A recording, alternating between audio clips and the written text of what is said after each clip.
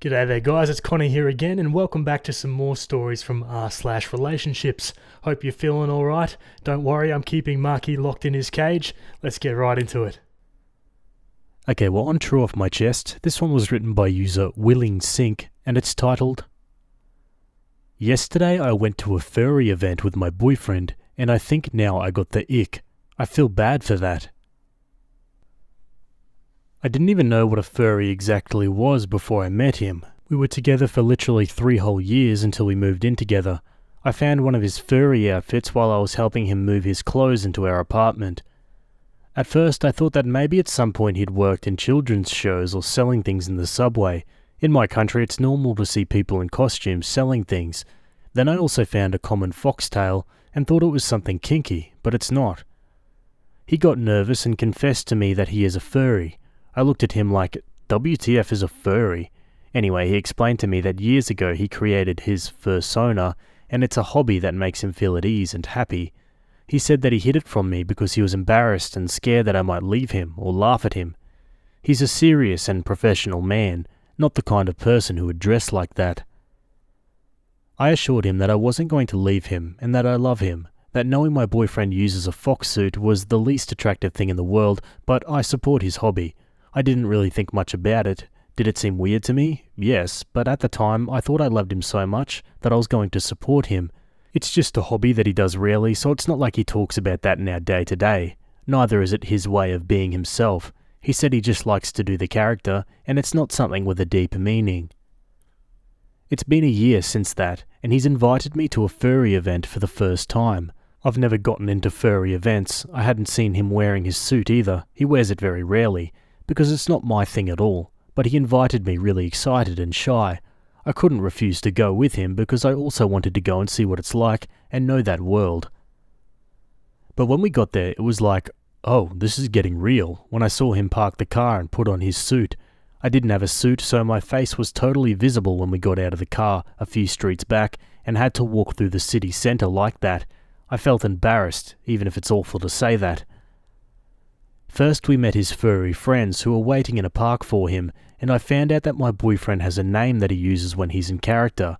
They were nice, but no, it's not an everyday thing to see your boyfriend using a pet name, dressed as a fox and talking to other people who are also like that, although some didn't have a suit, just a tail or nothing. I felt embarrassed because people around obviously walked by and laughed or looked curiously. A few minutes later we finally went to the place of the event, and it wasn't that many people, but a large group, most of them without a suit and just wearing tails or just a mask. I know it's wrong to say it, but a lot of those people smelled musty, long hair so greasy you could fry an egg on it, just weird people. Years ago I accompanied my sister to an otaku event, and it was 95% the same kind of people, like weird in the wrong way. I've never been in that kind of environment. My boyfriend isn't like that at all. He's attractive, smells good, has a normal life and work, and I don't think anyone would expect him to be a furry, so it was the first time seeing other furries in person beside him. At one point, some of them started playing at removing each other's tails. Some were doing like choreographies and TikToks. Some of them liked to do high jumps in 4. Not my boyfriend, he was just walking around with me and just letting some people take pictures with him, and then did a TikTok with another person. You know what it's like to see your boyfriend do a choreo dressed as a blue fox while asking you to call him by his furry name and pet his head? I do know, and it was impossible for me not to change the way I see him. I didn't feel comfortable in the place. It bothered me a lot since there were some using harnesses in their suits. What's sexy about an animal? Some artist stands had furry art, which was pretty explicit. My boyfriend dislikes that kind of art. For him, his fursona is a performance. So I just felt even more weird because they're animals, even if they call that a fursona. I felt weird, and since yesterday, every time I see my boyfriend, I can't help but think of him being part of those people, and him dressed like that. I really love him, but I just feel like I got the ick, and I hate that because I always wanted to be the supportive girlfriend, but this is just too much. I don't want to talk about this with my boyfriend and make him feel ashamed of who he is and likes. I don't want to make him feel bad about my feelings. He's a great man. Really, the only time I felt tenderness yesterday was when he hugged me, thanking me for supporting him in this. I just feel like the worst person in the world, and the last thing I want is to hurt his heart, even if his friends are too weird for me. I just hope I can get over this icky feeling fast, but he's really happy and shows me pictures of the event, telling me that we should go to another event together, and I just can't tell him that the last thing I want to do is go to one of those events again. I always supported him. I don't feel manipulated like some people say in the comments. I did want to go with him because I thought that maybe it was going to be fun. It wasn't. Edit. He's not into anything sexual. He told me that his character is a performative thing that he enjoys doing from time to time, but doesn't find it exciting or comfortable fetishizing a persona because at the end of the day he's just making a character. Then he told me that for him it's like a person getting aroused by being dressed as Mickey for a play. He can't feel like that and finds it weird. We literally live together and share the PC. If he had strange movements, I would notice them. He goes to those events very occasionally because he doesn't like the more weird side of furries. I know he's not a pervert, and no, my intuition doesn't tell me that he is that. My intuition just tells me that the people at that event smelled funny, and that I don't want to set foot in that place again. Yeah, honestly, I can't blame OP for her reservations. It's not my thing either. It's definitely something he probably should have brought up earlier in the relationship. I mean, they've been together for over 3 years now. You'd think something like this would be brought up at least once. But he's obviously keeping it a secret because he knows it's weird to most people as well. Let's go to some comments.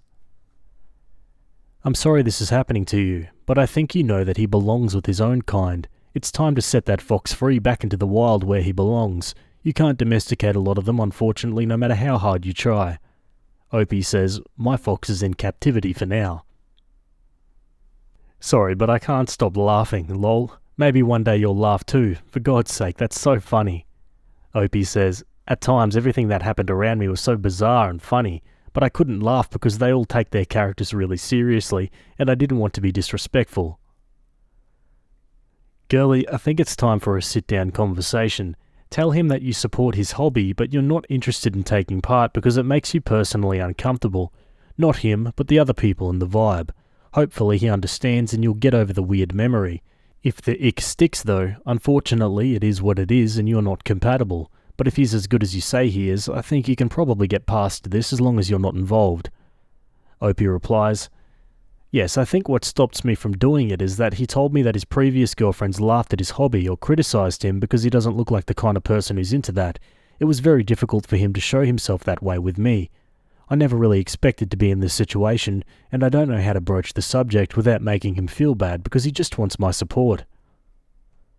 Another commenter says, doesn't most furry stuff involve sex between them? Isn't most of the sexual interaction between males? Is he bi? If he failed to disclose his kink to you initially and hid it for 3 years, I think it's safe to assume there's more he may be withholding from you. You may be his link to normal. To me, it's like someone not disclosing they have a drug or alcohol habit and hiding it for as long as they can. The chances of a relationship surviving long term when one is an addict and the other isn't are very slim. Unfortunately, there are so many red flags related to your discovery of his suit that I'd probably suggest you reconsider continuing the relationship. He's not going to suddenly stop fantasizing about being a furry, is he? He also has been lying to you for 3 years and is manipulating you while trying to convince you he's worth your time and distract you from some serious underlying issues he has, despite deceiving you for so long. You're young, naive, and sound like a nice person who is honest. You deserve the same, in my opinion. Either that, or buy a suit and join in the furry fun. Opie replies, I don't know about that. As far as I know, my boyfriend doesn't have a fetish with his suit and doesn't like those kind of things. He's straight, and if he were to sleep with other people behind my back, I'd know because it's hard to ignore the fox suit in the closet. He's just got his character, as weird as it may seem to me, and just goes to these events once a year. Yeah, correct me if I'm wrong, but I have a feeling that a majority of furries probably have a kink involved with it. I mean, what is the actual percentage of people doing this kind of thing for character work? I feel like there's a million more accessible kind of things that you can do in regards to, playing a character. Join a community theatre group or cosplay or something like that. I don't know, I could be wrong. Maybe, 90% of people just like being dogs. Anyway, let's go to an update. First of all, I never had any problem with him telling me after 3 years about this, and I said that in the first post. I always understood how afraid someone can feel to say who he is. Everyone has their secrets, and there's nothing wrong if you're not harming anyone with them. And after reading the comments people left on the post, I understand the fear that my boyfriend had. Some people even told me that he was grooming me. It's just disgusting, like if I couldn't defend myself. I didn't need to talk to my boyfriend because during the night, he sat down to talk to me and apologized. He showed me that one of his friends told him that the organizers of the event changed, and that's why there were people with not safe for work stuff. My boyfriend was also uncomfortable with that since the last time he went to that event, those types of outfits were forbidden. He showed me pictures and yes, the atmosphere and people looked different. They found out too about it because some people started to complain about that in the Instagram of the event. It seems that there's public-friendly events and others that aren't like that, but the new people in charge of the event just changed a lot of things. I confessed to him that I didn't feel comfortable either, and he was surprised because after all I was smiling all the time and pretending that everything was fine, which is true.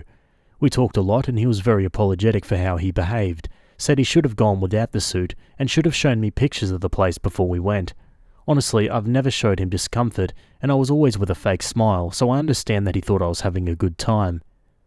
My boyfriend just kept apologizing deeply.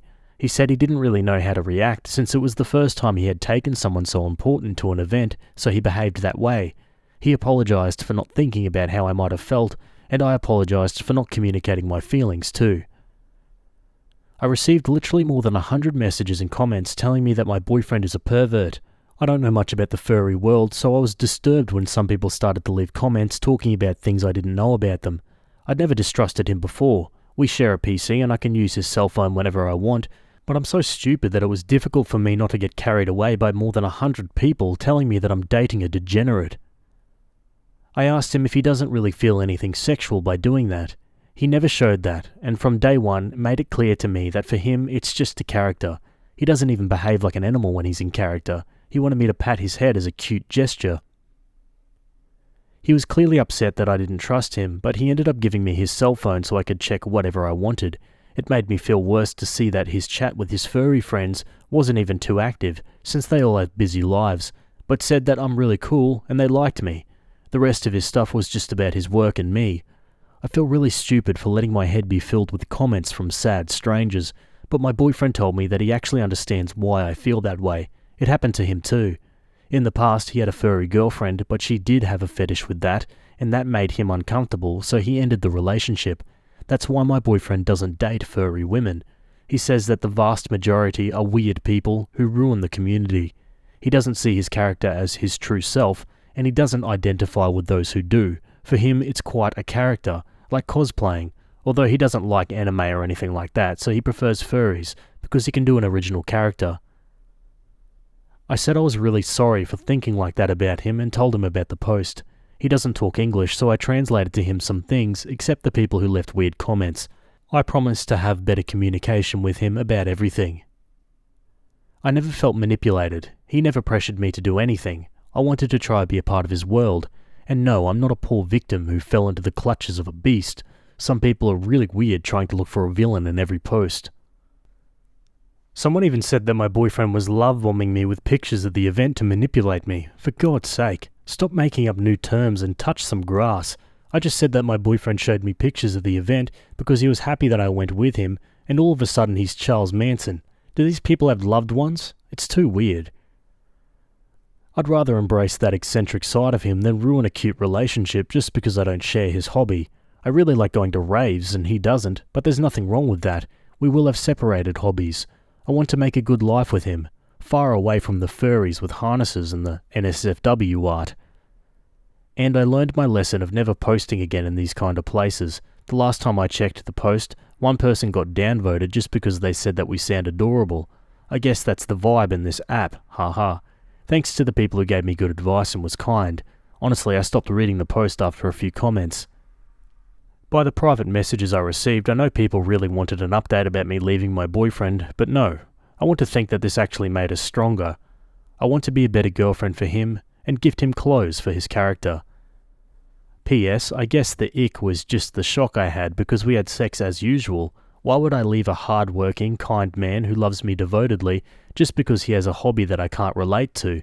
The blue fox is still mine, and now I love him even more. Ah, what a great ending. Opie sounds like a great person. And yeah, it sounds like the boyfriend was genuinely just interested in creating an original character for himself, and that's perfectly fine too. But yeah, it's a shame about the community sometimes. I feel like we can read quite a few stories where Reddit has genuine, kind and thoughtful advice, and then the next page over you get advice like this, which is just not helpful. Anyway, I'd love to hear your thoughts about this one. Let me know in the comments. Alrighty, let's move on to another story. Okay, we're over on Am I the A-hole? This one was written by user EvenPhone, and it's titled, Am I the A-hole for giving my ex-fiancée a fake engagement ring?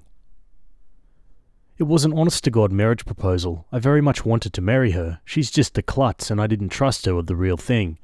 I took her to Coachella for the second weekend and to propose. It was a great time and she got to see No Doubt, who she loves because her dad used to listen with her when she was a baby. Anyway, I asked her to marry me and she said yes. She loved the ring. I'd had it sized, but it was the brass and moissanite copy I'd made so she would not lose or damage the real one at the concert. Which she promptly did, and then she pretended not to. She said it was too tight and that she'd put it away until we got back to Phoenix. When we got back, she asked me where I got the ring. I told her and she tried to replace it, until they told her how much it cost. She came to my place crying to tell me she lost the ring and to beg my forgiveness. I told her right away it was no big deal because I had the real one with me and we could go get it sized perfectly so she wouldn't lose it. My mistake, because she effing lost it. She went off on me for making her not enjoy the weekend because she was worried sick that she'd lost her ring. If she'd told me she lost it, I would have told her the truth, that I didn't want to take any chances with her ring at that massive venue. She screamed at me that I was a complete a-hole to make her worry like that. She said a lot of stuff that I guess had been building for a while, and she said things she could not take back. I told her to get out. She asked for her real ring. I said nope. I'm not marrying someone who thinks this is a way to behave towards me. I told her she had to leave or I would get the security guys to get her out. She's only signed in as a guest, so it's not a big deal for me to get her out. I feel like I dodged a bullet, but also kind of bad that I didn't tell her at the concert that it was fake so she wouldn't worry. My parents are wondering why we broke up, and I don't really know what to say. Wow, that's a crappy situation, but yeah, totally not OP's fault. I mean, if she'd just told him at the concert that she lost it, it would have been fine, but instead she hid it from him and lied about it. Yeah, I have a good feeling what the comments are going to say about this one. Let's look. Lol, I like how after she did all that, she asked you for the real ring, not the a-hole. My dude, that's like a nuclear missile dodged. She lost the ring, lied about it, tried to double down on the lie by trying to replace it, then blamed you for her lies before running her stupid mouth, then asked for the real ring. She's 10 gallons of crazy in a 1-gallon bucket. The only ring she needs is a Nuva ring. Was her plan to buy another exact copy of the engagement ring and never tell you?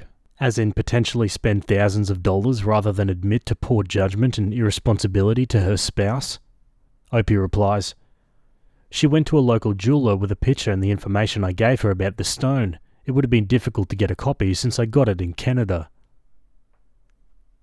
Yeah, bullet dodged. I know what would be bothering me to the point of deal breaker. She lost a ring that was supposedly valuable, and one day certainly would have been worth every penny you paid for the real one in sentimental value, once she got the whole truth in the other ring.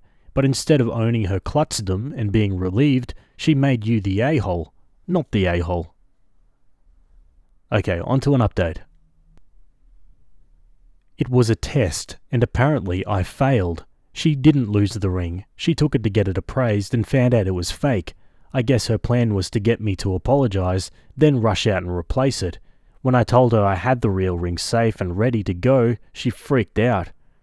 I've spoken with friends and they all agree that the people saying I should not have picked a place she loves at an event she loves and that we could return to every year on the anniversary of the proposal are idiots. I showed them the post and they agree that there is a market for a safe room for people who are afraid to propose anywhere meaningful. I'm still happy that I found out how mercurial she could be before we entered into a lifelong commitment. There's nothing else to update. Thanks for the advice and alternative views on my situation. Wait, what? Can someone tell me what just went on with that update? One comment says, Nah, that seems shady that she's now saying it was a test. I'm not buying it. And another says, Did she produce the ring as proof? If not, I don't buy it.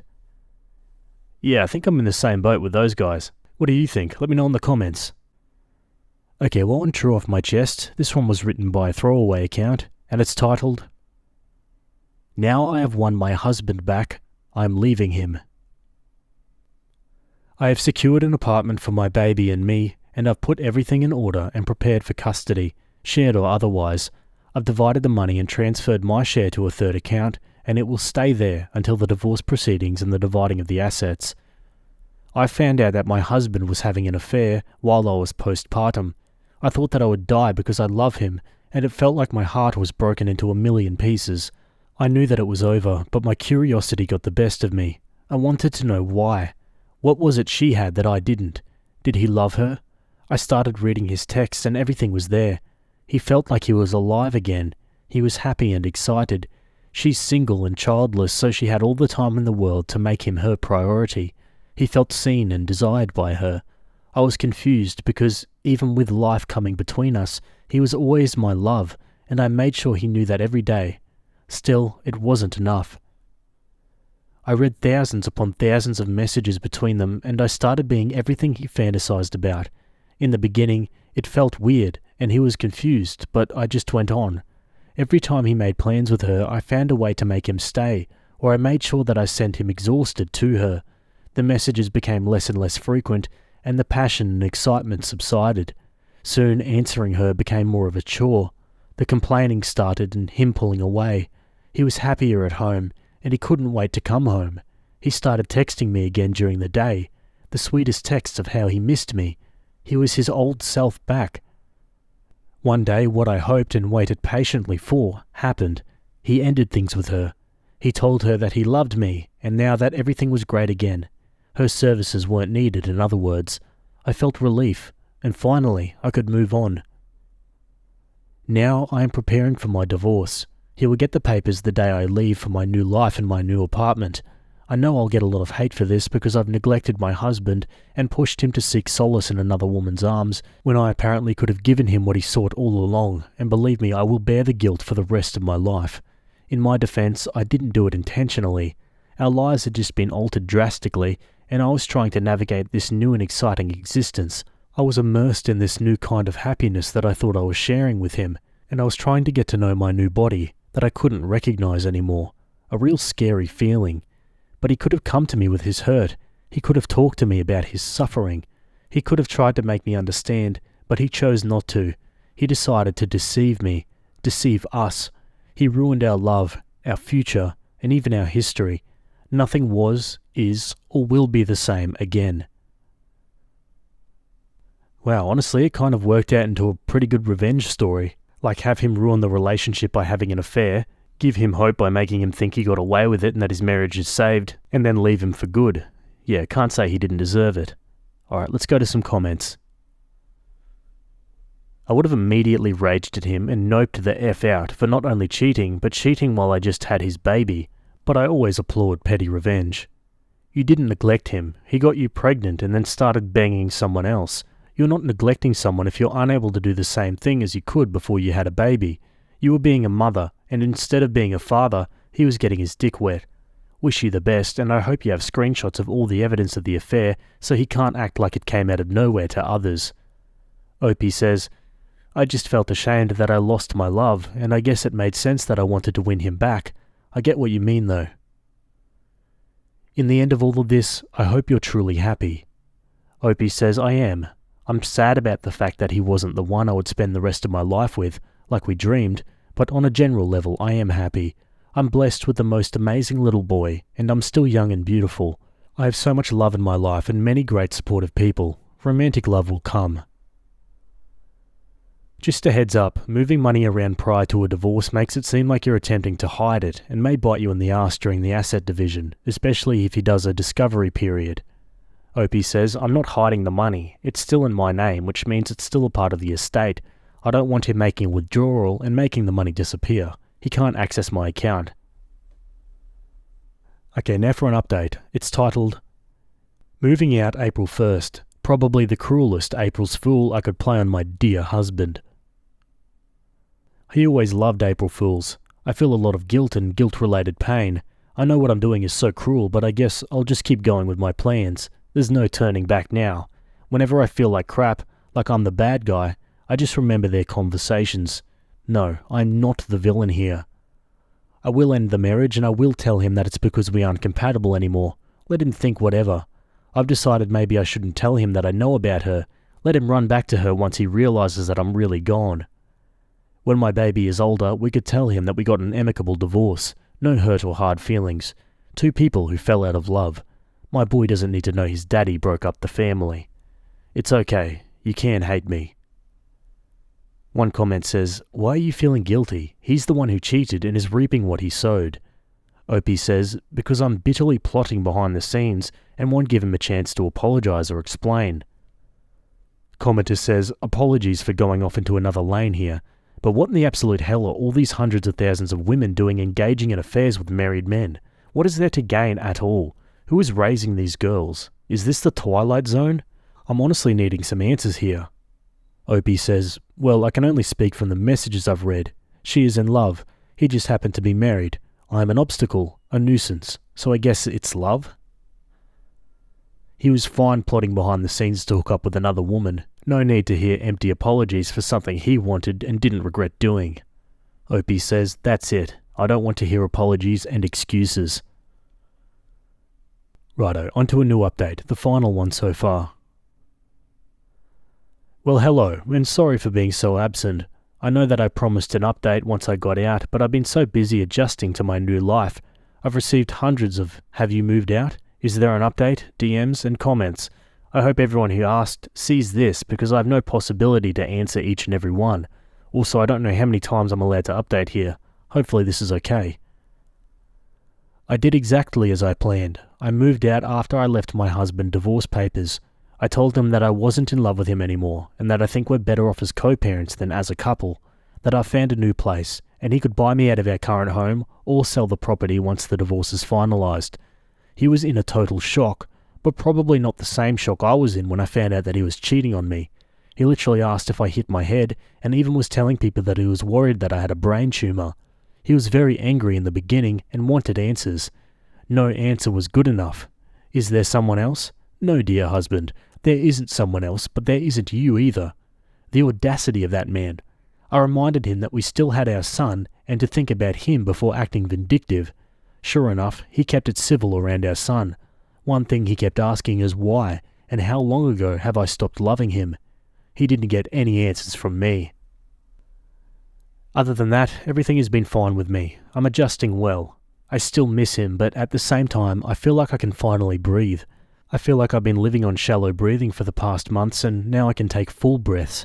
Our families are very sad and mostly shocked, but honestly, they have been very understanding. There's no bad reason for divorce. Wanting divorce is a good enough reason for them. To want to separate, to not want to be with your partner. My ex-in-laws are still very active in my son's life, and they've been very cordial, if yet a bit cold towards me.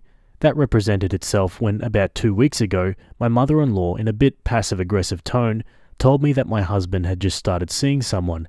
She apologised immediately and said that she just wanted me to know and be prepared that he had someone new, and yet I couldn't help but hear some vindication in her voice. I just answered, "Oh, do you mean Karen?" I gave the mistress this name for obvious reasons. She looked shocked and asked me, "Did you know? Did he talk to you about it?" I said, "Oh no, but she isn't new." I told her that he has been sleeping with her since I'd just given birth, maybe even before that. I kept my voice very quiet and monotone like we were discussing the weather. I was already regretting my slip, but the news that he started seeing Karen again, while very much anticipated, still made my heart hurt. My mother and father-in-law just looked at each other. I don't know if they believed me, but then how would I have known about Karen when I've refused to see him in person since our breakup? So now everyone knows anyway, and I've learned that you can't keep these things to yourself indefinitely. Since he found out, he's been calling and apologising every day. "Why didn't you tell me? How much did I hurt you?" He said that he loved me and never stopped loving me, that he was so sorry for everything, and that he would do anything to have me back as his wife. My mother-in-law apologised too, even though she had no control over what her grown-up son did or does. It's not her fault.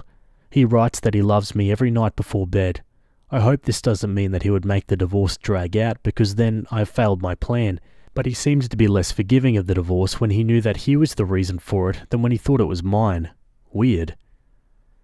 The divorce is still processing, and if anything major happens, I'll be here again if I haven't outstayed my welcome already. Ciao. On to some final comments. I'd send those good night I love you texts to his new mistress. He should lose both of y'all and really reap the effects of his crappiness. Opie says, I don't think they're together anymore after it came out. I've asked my folks to keep gossiping about him and his life at the minimum, but I think it's over between them and he's starting a new job in August. Opie on how her ex's parents reacted to the truth, especially his mother. Yeah, she was devastated, but nothing compared to his father. They're not on speaking terms still. One comment says, I don't even think you should regret the slip. It's good that everyone knows what really happened. It's good he can't twist the story. And it's awesome that everyone now knows his new girlfriend is actually the woman who helped him ruin his marriage. He loves you so much but didn't even grieve the marriage before dating her?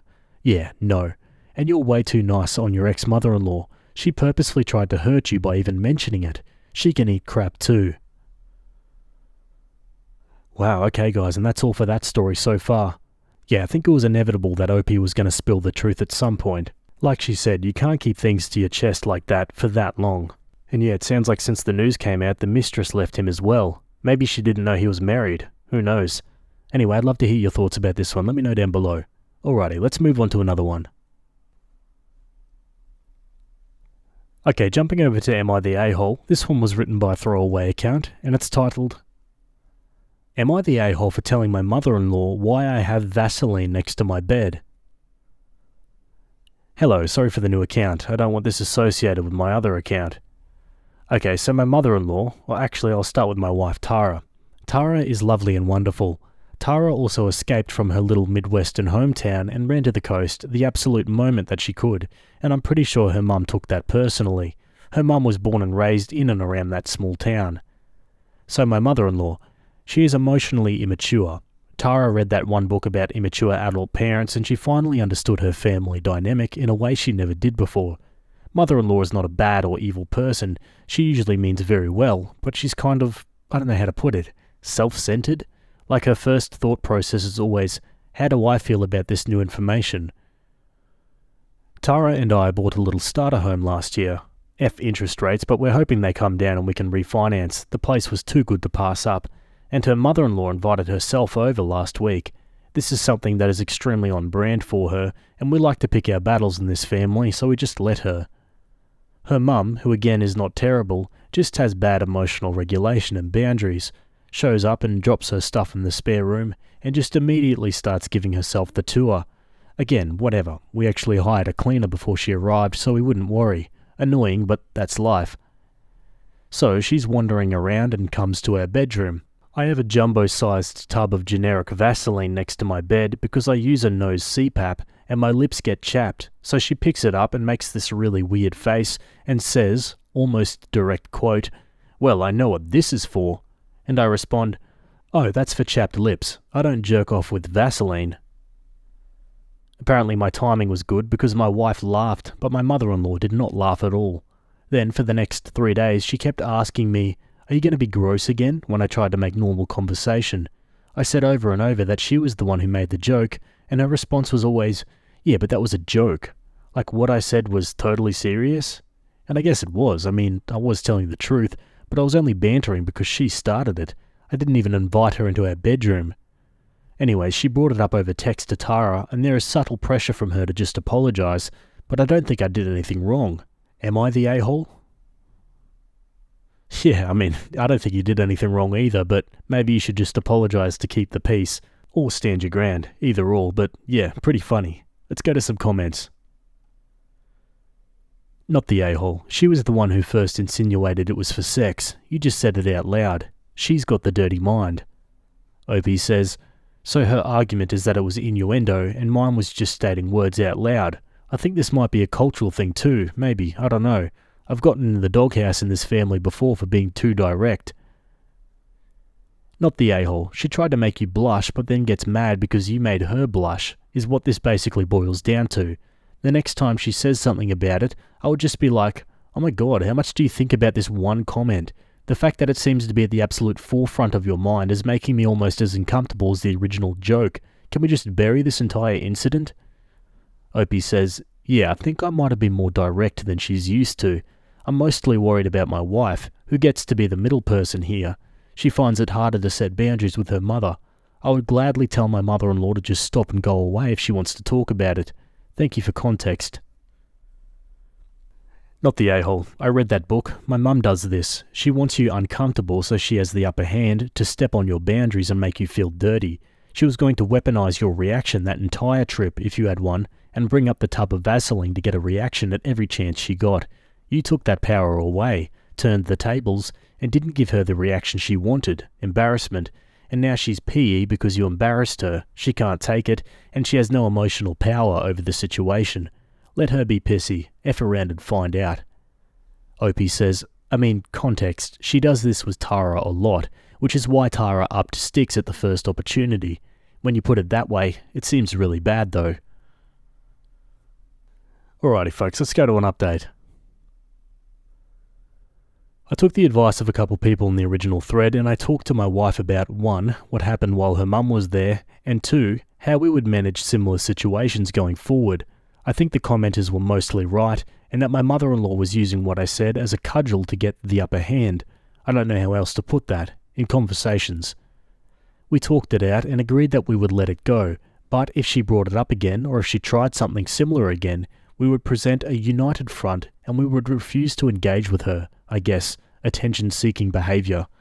Again, I find this all weird and I don't know how to really talk about it or phrase it. Well, you can probably guess what happened. She was on the phone with her mum, just catching up, and her mum brought up me being gross again. I wasn't on the call or anything, but I could hear her in the other room.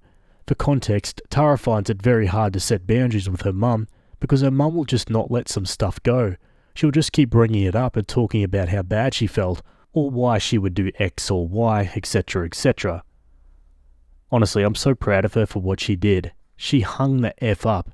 She said, "Mum, we're not going to talk about that anymore," and then, "Mum, we're moving on," and then I just hear her phone get set down on the bedside table. I walked in to check and she had this great little defiant face on, like she was proud of herself too. I hope that the little rush she got from saying no to her mum is encouraging to her going forward. Thanks to the comments and thanks to the person who DM'd me the TikTok about my post, lol. Yes, love that. The girlfriend finally stood up to her mum. But yeah, I understand it can be really hard to set boundaries like that with your parents. So good on her for making that step. Anyway, you know the drill. What are your thoughts? Let me know down below. Maybe you got a similar story you'd like to share. Alright, let's go to another one real quick. Alright, we're wrapping up with petty revenge. I think I'm going to do this more often now. This one was written by user Prize Break, and it's titled, "Dressed overly casual at a designer store so that the rude sales rep wouldn't get commission." I don't typically buy a lot of designer clothing, but when I do go shopping, I dress pretty casually. Last week I was strolling through the mall, and there was a designer backpack on display that caught my attention. I went inside the store, wearing a hoodie and ripped jeans, and went to inquire about the price of the backpack. I waited around for 10 minutes for someone to help me, until I decided to go up to one of the sales representatives myself. She told me to wait because she was helping another customer, so I sat down and waited. I saw her in the corner of the store just standing, not doing anything. I decided to wait another 5 minutes for her to come back, but she never did. I walked back up to her and told her I wanted to inquire about the backpack. I asked her if she could bring one from the back room so I could take a closer look at it. She told me that she wouldn't be able to do that unless I was planning on purchasing the item. She seemed annoyed with my request. Before I could say anything else, she quickly walked away to help another customer. I'm quite young, 25 female, and I could tell she didn't think I was serious about purchasing it and didn't want to waste her time. I would have actually purchased it then and there if she hadn't been so dismissive. A few days later, I went back into the store. This time, I made sure to dress even more casually than before. I walked in with a pair of sweatpants, running shoes, a tank top and zip-up. The same lady was working that day and turned her back to me as soon as I walked in. I went up to one of the other sales representatives. This guy was younger, smiling and seemed eager to help, and I told him I wanted to purchase the backpack, and he gladly went inside and got it for me. He even asked if I'd like to take a look at it before buying. I thanked him and he checked me out. The store manager was also by the cashier, and I let him know that I came in last week and that the lady wouldn't let me see the product before purchasing it. He was upset to hear this and told me this wasn't the first time he'd received a complaint about her. The item was a few grand, and all the commission went towards the junior. He was so kind and grateful. She avoided eye contact with me after she got told off by her manager, and I smiled at her as I walked out of the store. Don't judge a book by its cover. Alrighty folks, that's all from me today. I hope you guys enjoyed those stories. Thanks for making it to the end, and I'll see you all in the next video. Have a good day. Cheers.